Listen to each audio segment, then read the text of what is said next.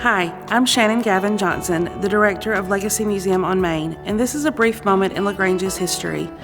Just 100 years ago, women across the nation were protesting their inability to vote in national elections. Although some states allowed property-owning women to vote as early as 1776, the issue of women's suffrage first received national attention in 1848 at the Seneca Falls Convention in Seneca Falls, New York. The convention was organized by Elizabeth Cady Stanton and Lucretia Mott, who were abolitionists and believed their best hope of ending the practice of slavery was to give women the vote. By the 1880s, a surge of volunteerism among middle-class women created a determination to expand their activities outside the home, which legitimized the suffrage movement. Letter campaigns and parades were used to gain attention on a state-by-state basis and were often combined with other issues such as temperance. This was especially true in the southern states. By 1916, Alice Paul had grown impatient with the slow pace of change and helped form the National Women's Party, a radical group focused solely on the passage of a national suffrage amendment. Paul relentlessly attacked the Democratic administration of President Woodrow Wilson for obstructing the extension of the vote to women.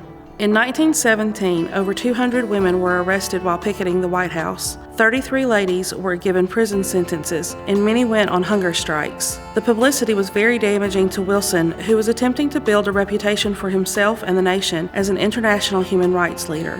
The United States' participation in World War I increased national support for women's suffrage and the 19th Amendment. Suffrage leaders embraced Wilson's mission of making the world safe for democracy to strengthen their own cause, maintaining that the efforts ought to begin at home by extending the voting rights to women.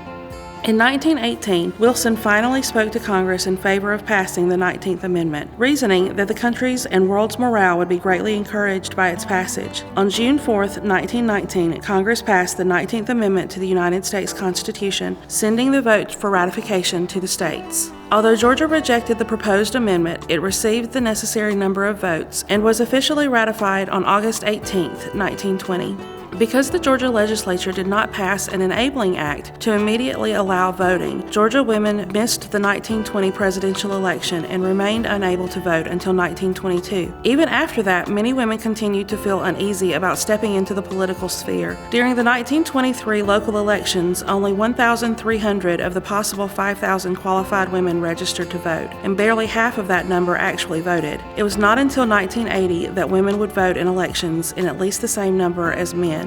With nearly 21,000 registered women voters in Troup County today, women's suffrage is an often forgotten fragment of our local history. To learn more about voting in LaGrange, visit Legacy Museum on Main. This has been a brief moment in LaGrange's history.